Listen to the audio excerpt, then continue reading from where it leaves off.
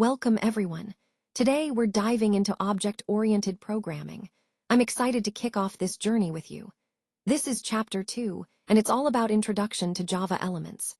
Over the next few slides, we'll explore the fundamental building blocks of Java programming.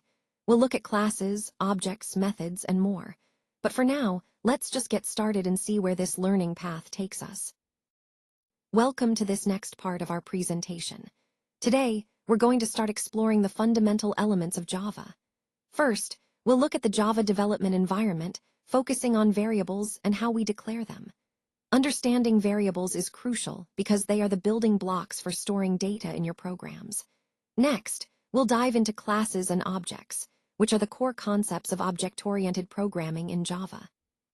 Grasping these will help you understand how Java programs are structured and how to create reusable code. We'll also cover input and output, essential for interacting with users or other systems. Knowing how to read data and display results is vital. Then, we'll move on to conditional statements and loops, which allow your programs to make decisions and repeat actions, making your code dynamic and efficient. Lastly, we'll touch on arrays, which are powerful tools for managing collections of data in a single variable. All these elements are interconnected, forming the foundation of Java programming and enabling you to write more complex and effective applications. So, let's get started and explore each of these key concepts in detail. Let's explore what Java really is.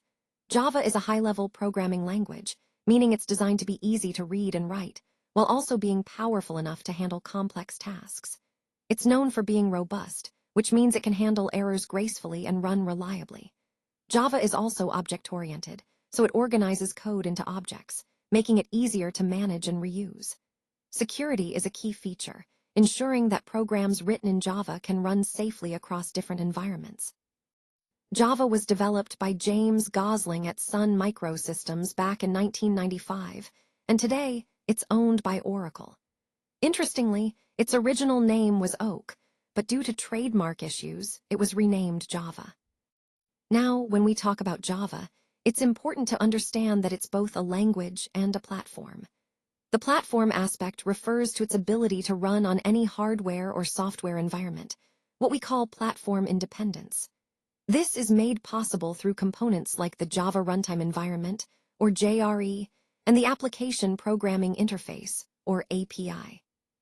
So, in essence, Java's versatility and security make it a powerful tool for developing applications that can run almost anywhere, which is a crucial part of its widespread use today. Now, let's take a look at the different editions of Java and what they are primarily used for.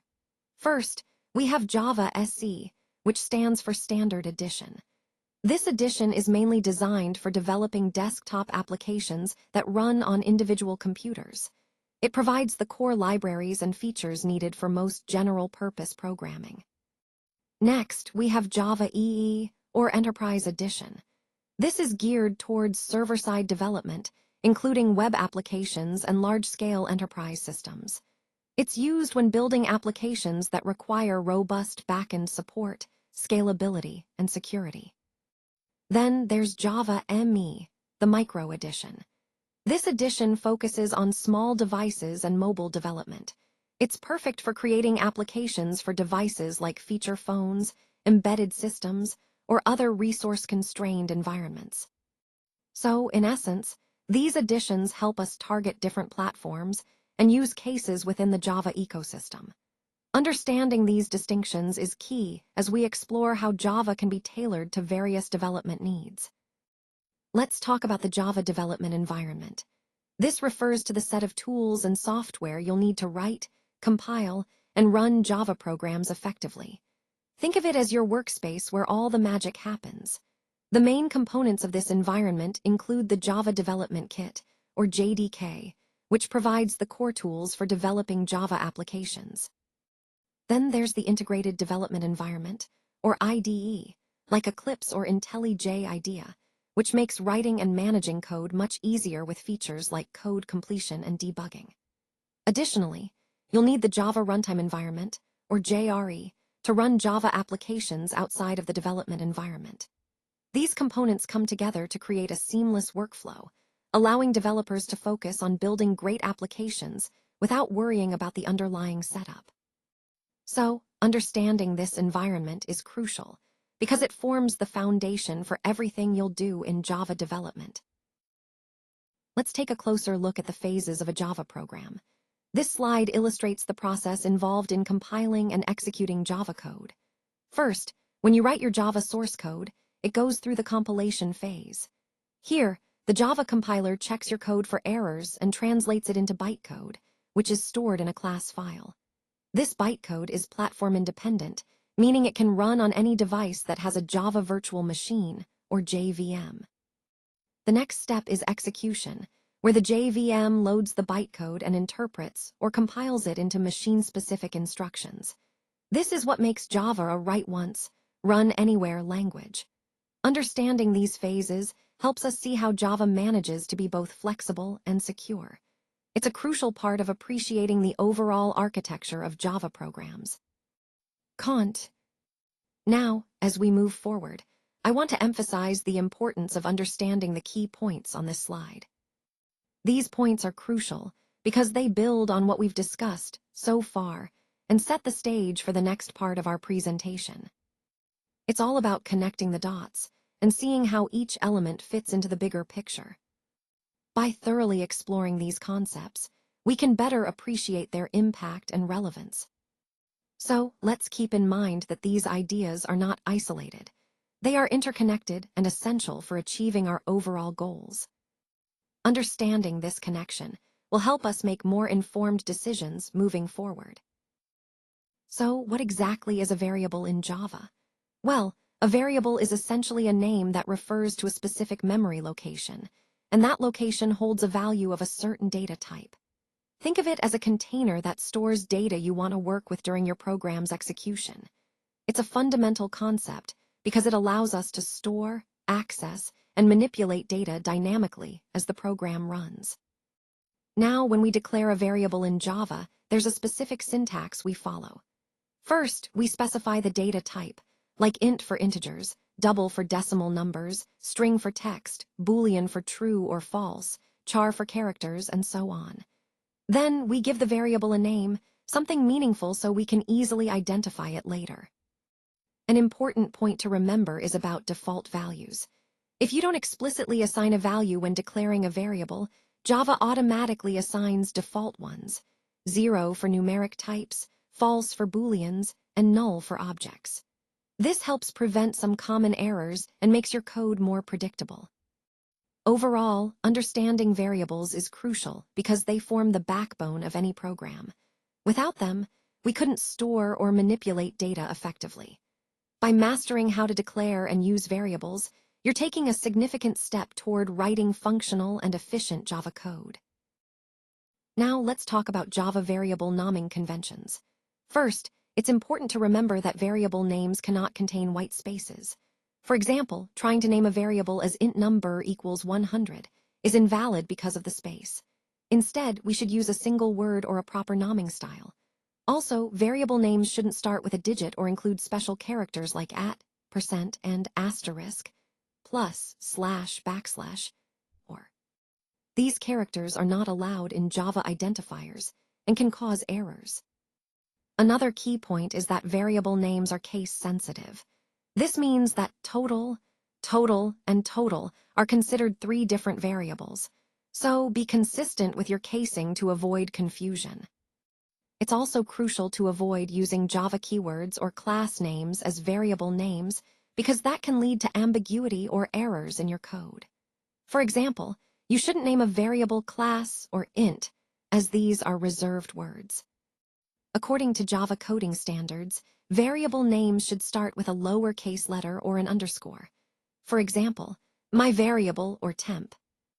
When you have longer variable names that consist of multiple words, it's good practice to make the name more descriptive.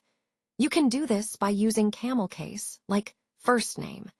This improves code readability and makes it easier to understand what the variable represents. So, keeping these conventions in mind helps write clean, understandable, and error-free Java code, which is essential for maintaining quality and consistency across your projects. Alright, let's talk about objects, which are really the key to understanding object-oriented programming. Think about it.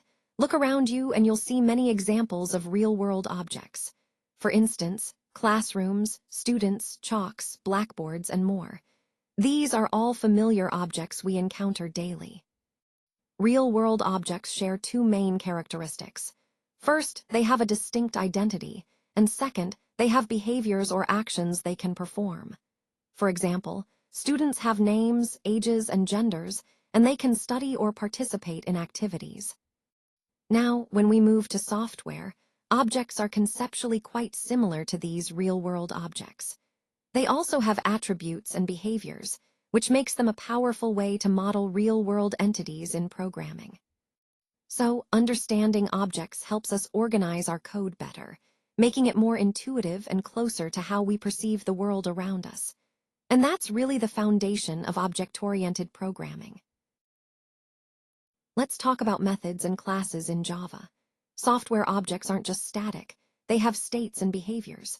The state is stored in fields, which you can think of as variables that hold information about the object. The behaviors, on the other hand, are defined by methods. These are functions that operate on the object's internal state. Methods are really the primary way objects communicate with each other, allowing them to perform actions and respond to requests. Now, a class is like a blueprint or template for creating objects. It defines what the object's state looks like and what behaviors it can perform. For example, a student class would describe all the student objects we might create, specifying their properties and actions. So, understanding how methods and classes work together is fundamental to designing effective object-oriented programs in Java. So let's talk about methods. Basically, methods are behaviors within a class. Think of them as the actions or functions that define what the class can do. A single class can contain many methods, each serving a different purpose. It's in these methods where the core logic of your program is written, where data is manipulated, and where all the actions are executed. Now, moving on to instance variables. These are variables that you declare inside a class, but outside any method. They're called instance variables because each object created from the class has its own unique set of these variables. This means that every object can hold different data in these variables, which is crucial for object-oriented programming. And importantly, these variables are not declared as static, so they are specific to each instance, not shared across all objects of the class. Connecting this to the overall theme, understanding how methods and instance variables work together is fundamental. Methods define the behavior, and instance variables store the data unique to each object, allowing us to build flexible and dynamic programs. All right, let's talk about how we can handle user input in Java using the scanner class. The scanner class is part of the Java util package, and it's a really handy tool for reading various types of input from the user. In our example here, we start by importing Java util scanner at the top of our program. Then, inside the main method, we create a new scanner object named SC that reads from systemin, which is the standard input stream usually connected to the keyboard. Next, we prompt the user with a message. Enter your name, using systemoutprint. This way, the program waits for the user to type their name and press enter. To capture that input, we use SC, next line, which reads the entire line of text the user enters. We store this input in a string variable called name. Finally, we greet the user by printing out welcome, followed by the name they entered. This example highlights how straightforward it is to read user input in Java, and it's a key part of creating interactive programs. The scanner class makes it easy to handle different kinds of input, and understanding how to use it effectively is essential as we build more complex applications. All right, let's talk about output in Java using system. Out, println. This is what you'll use when you want to print something to the console and move to a new line afterward. It's straightforward and very commonly used when you want each output to appear on its own line. Now, if you prefer to print multiple pieces of data on the same line without breaking it up, you can use systemoutprint. This method prints the output but does not add a new line at the end, so the next print statement will continue on the same line. Next, there's system. out printf, which is incredibly useful when you want formatted output. It allows you to specify the format of your output precisely, such as setting the number of decimal places or padding numbers for alignment. For example, you can format a floating point number to 2 decimal places with %2f, which makes your output cleaner and more professional. Let's look at some examples. To print the sum of 2 variables, you might write system out println sum plus a plus b. This combines text with the calculation result seamlessly. For formatted output, you could write system out printf average equals %avg, which displays the average with 2 decimal places, making the data easier to interpret. These methods are fundamental for controlling how your program communicates information to the user. They help make your output clear, well-organized, and easy to read, which is essential when presenting data or results effectively. Control statements are essential tools that manage the flow of a program. They decide which parts of the code run, how many times they execute, or under what conditions. Think of them as the decision makers that guide the program's behavior. There are 3 main types of control statements. First, we have conditional statements, which allow the program to make decisions based on certain conditions. Next are looping statements, which repeat a block of code multiple times, useful for tasks that require iteration. And finally, jump or loop control statements, which help us control the flow within loops or jump to different parts of the program altogether. Understanding these control statements is key because they give us the power to create dynamic and efficient programs. They are fundamental building blocks that enable us to handle complex logic and make our code more flexible. As we move forward, you'll see how these concepts fit into the bigger picture of programming and problem solving. Now let's talk about conditional statements, which are also called selection or branching statements. These are crucial because they enable our programs to make decisions based on certain conditions. Essentially, they check whether something is true or false and then decide what to do next. Some of the most common conditional statements you'll encounter include the if statement, which executes code only if a condition is true. Then, there's the if-else statement, which allows the program to choose between 2 options depending on the condition. The if-else-if structure helps handle multiple conditions in sequence, providing more control. And finally, the switch statement is useful when you need to compare a single variable against many possible values, making the code cleaner and more organized. Throughout this presentation, you'll see how these statements are fundamental for creating dynamic, responsive programs. They form the backbone of decision-making logic, allowing us to build more intelligent and flexible applications. All right, let's take a closer look at this example. We have a variable called number, which is set to 10. Then, we use an if statement to check if this number is greater than 0. If the condition is true, the code inside the curly braces executes and it prints out the number is positive. The key point here is that an if statement helps us control the flow of our program by executing a block of code only when a specific condition is true. This is fundamental because it allows our programs to make decisions and behave dynamically based on different situations. Remember, the if statement is a core concept in programming that helps us create more flexible and responsive code. It ties into the overall theme of writing logical, decision-based programs that can handle various scenarios effectively. All right, let's talk about the if-else statement. Think of it as a decision maker that helps your program choose between 2 sets of actions, which we call blocks. When the condition evaluates to true, the true block of statements runs. But if the condition is false, then the false block is what gets executed. This structure allows your program to respond differently depending on the situation, making it more dynamic and adaptable. It's a fundamental concept that ties into the overall theme of control flow, giving your code the ability to make decisions just like humans do. Now, let's look at an example of using an if-else statement in Java. Here, we start by importing the scanner class so we can read user input. Then, we define our class and the main method, which is the entry point of the program. Inside the main method, we create a scanner object called read to take input from the user. We prompt the user to enter any number with a print statement. After that, we read the number entered by the user and store it in the variable num.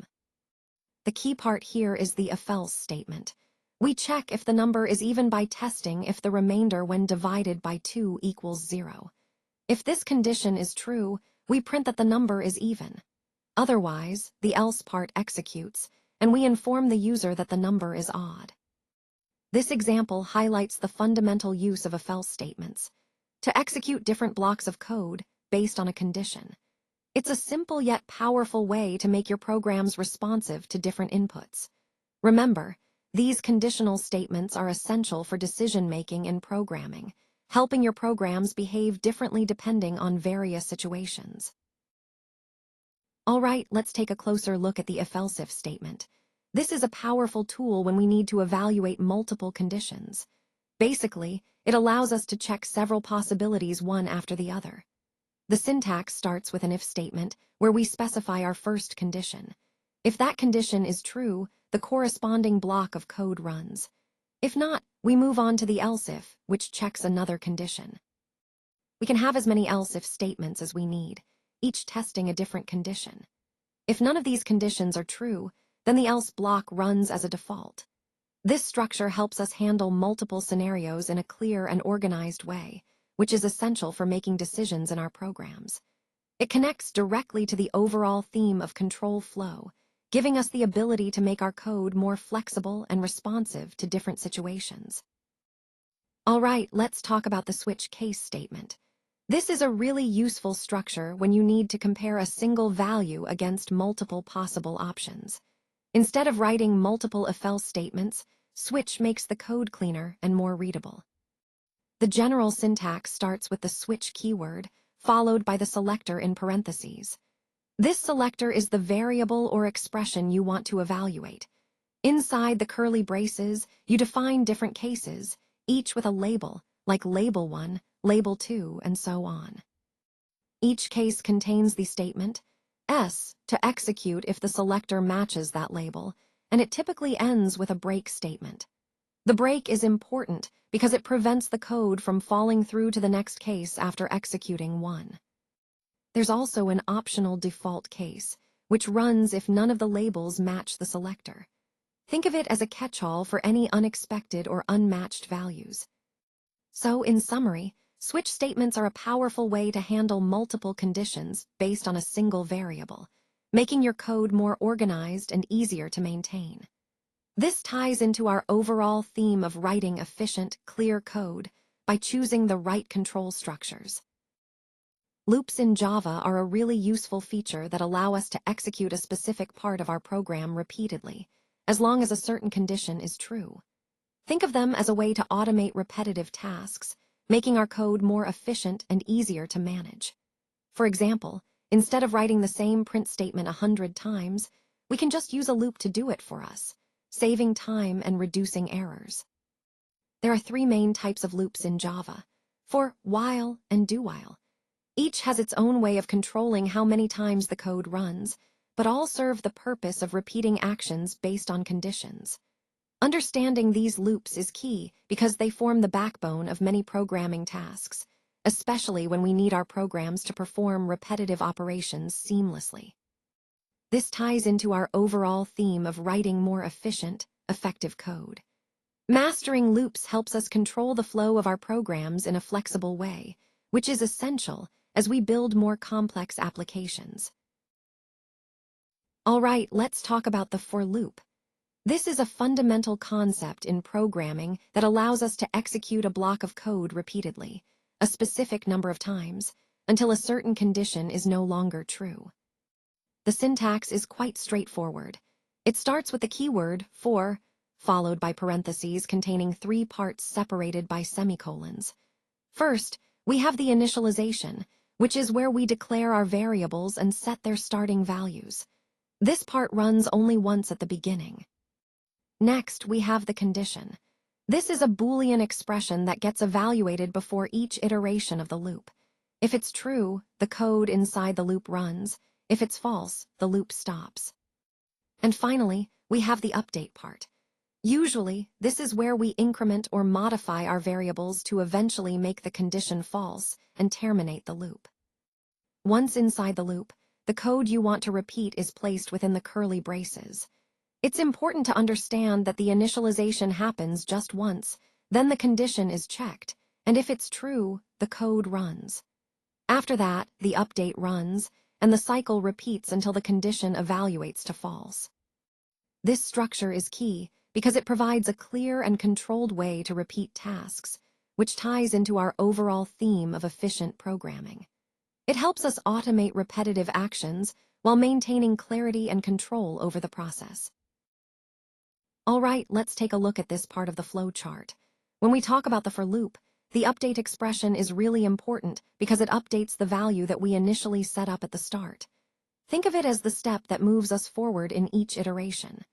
After that, we reevaluate the condition to see if we should keep looping. This process repeats, updating, then checking, until the condition evaluates to false. Understanding this flow helps us see how for loops control repeated actions efficiently, which is key to writing clean, effective code. All right, let's take a closer look at this slide. What you're seeing here is a simple example of a for loop in Java. The purpose of this loop is to print the phrase "Hello Java" multiple times. Now at the top, we see the output that the program generates, which is "Hello Java," printed 5 times. The key part is the code itself. It starts with the keyword for, which indicates we're about to define a loop. Inside the parentheses, we initialize a variable I with a value of 1. Then, we set a condition. As long as I is less than or equal to 5, the loop will continue to run. After each iteration, I is incremented by 1 with the I++ statement. This structure is very common in programming when we need to repeat actions a specific number of times. It's a fundamental concept, especially as we move on to more complex iterations and automated processes. Notice how the loop controls the output. It runs exactly 5 times, printing "Hello Java" each time. This demonstrates how loops help us automate repetitive tasks efficiently. So, in the context of our overall theme, understanding loops like this gives you the power to write more dynamic and efficient code, which is essential as you start building more complex programs.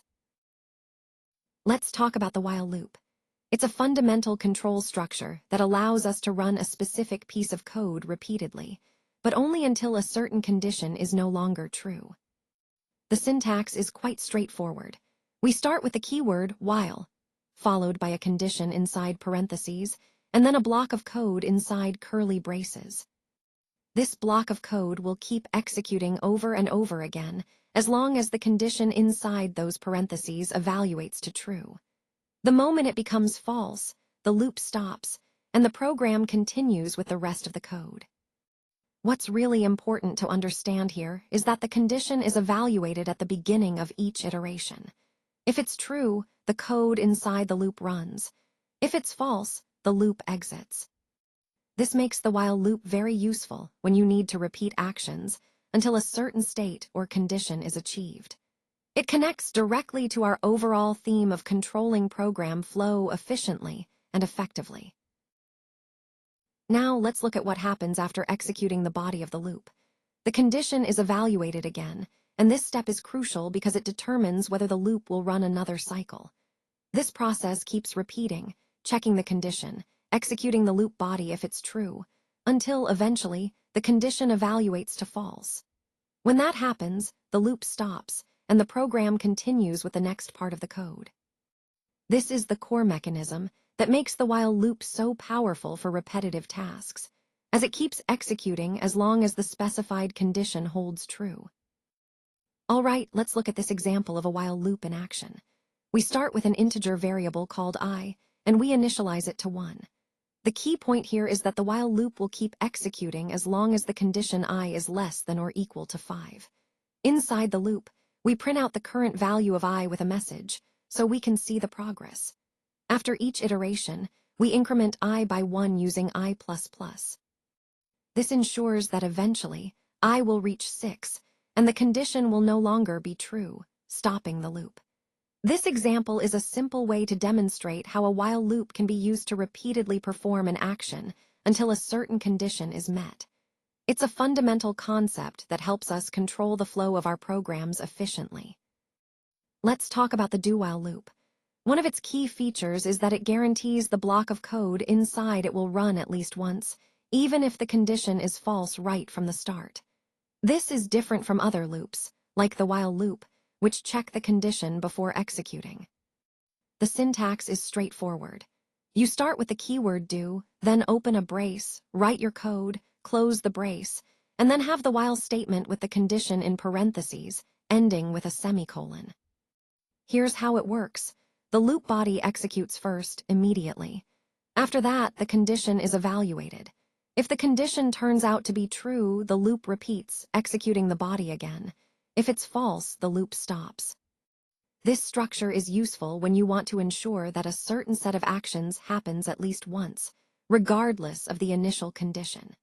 It connects to our overall theme of understanding different looping mechanisms to control program flow efficiently. All right, let's take a look at this flow chart focusing on the do-while loop. As you can see here, the do-while loop is a control flow statement that allows us to execute a block of code repeatedly. The key thing to remember is that the code inside the loop runs at least once before the condition is tested. So in this diagram, after executing the block, the condition is checked. If the condition is true, the loop continues, and the code runs again. If it's false, the loop exits. This structure is particularly useful when we want to ensure that a piece of code runs at least once, regardless of the condition.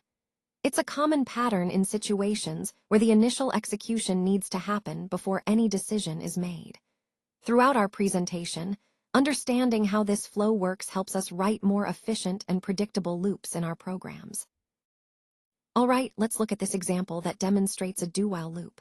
So we start by initializing a variable I with the value 1. Then, inside the do block, we print out the current value of I, which will display number 1 on the screen. After that, we increment I by 1. The key point here is that the do-while loop executes the code inside the do block at least once before checking the condition. Then, the condition checks if I is less than or equal to 3. If it is, the loop continues. If not, it stops. This example continues printing the numbers 1, 2, and 3, because after each print, I increases by 1, and the loop runs until I becomes 4. This pattern is especially useful when you want to guarantee that the loop body runs at least once, regardless of the condition. It highlights how do-while loops differ from other loop structures, giving us more control over the flow of execution. This example ties into the overall theme of understanding different loop constructs and how they can be applied in real programming scenarios. Now, let's talk about nested for loops. When we have a loop inside the body of another loop, we call that a nested loop. This structure allows us to handle more complex repetitive tasks, like working with multi-dimensional data or creating patterns. The syntax of a for loop remains the same, but now, inside the first loop, we place another for loop. Essentially, the inner loop runs completely for each iteration of the outer loop. This concept is really powerful because it lets us iterate over multiple levels or layers of data efficiently. Remember, understanding nested loops is crucial because they expand our ability to solve complex problems with iteration. So, in the context of our overall theme, mastering nested loops is a step toward writing more flexible and sophisticated code. Now, let's talk about nested loops. If you have a loop inside the body of another loop, that's called a nested loop.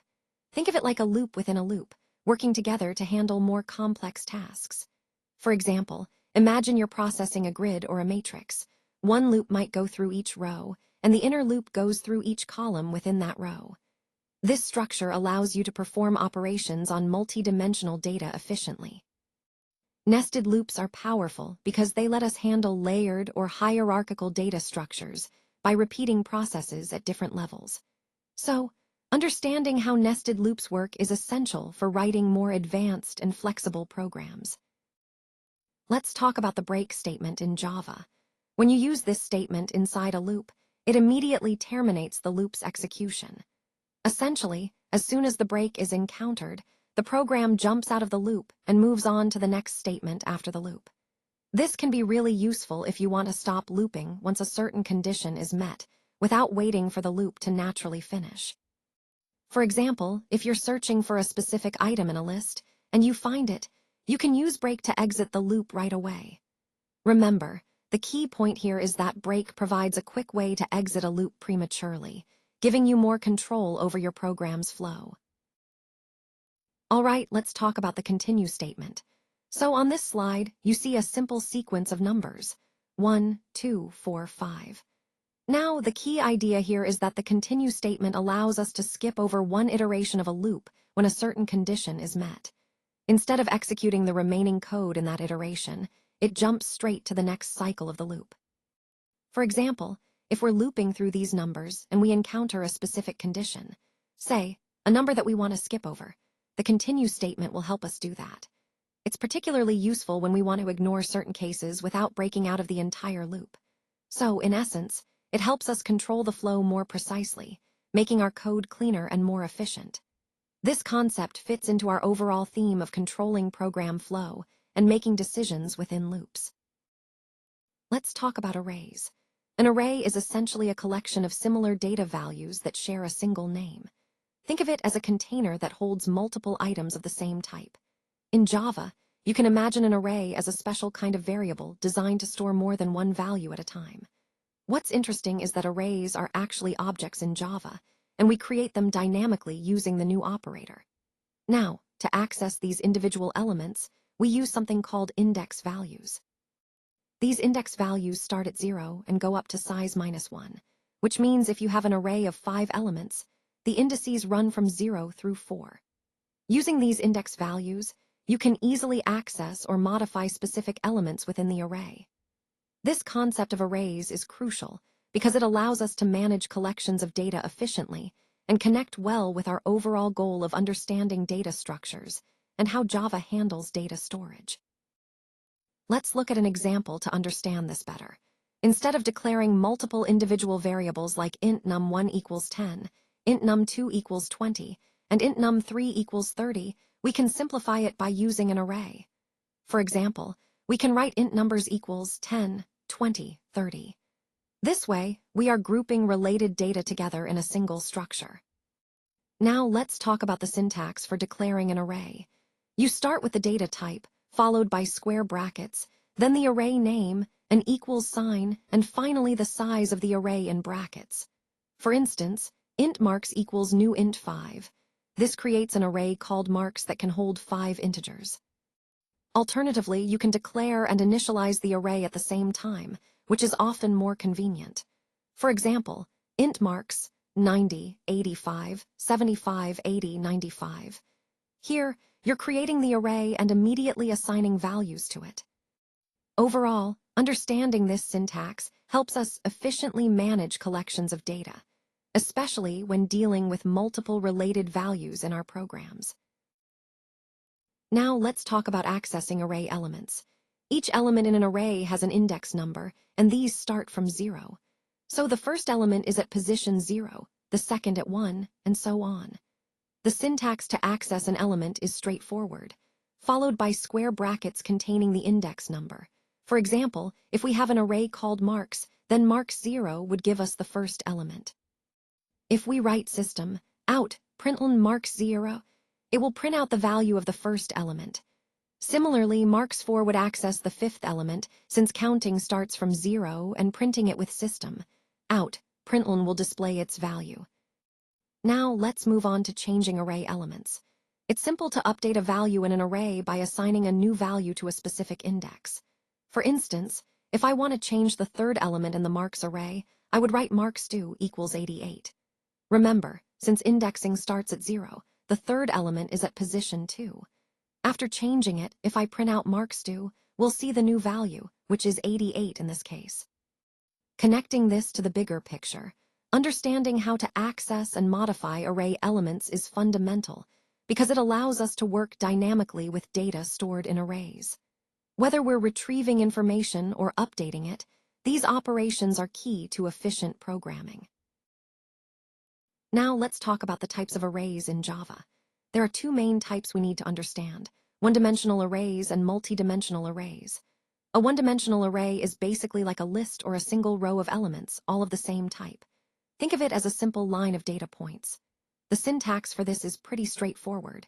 You specify the data type, followed by brackets, then give it a name, and initialize it with a size. For example, data type array name equals new data type size. On the other hand, we have multi-dimensional arrays, which are essentially arrays of arrays.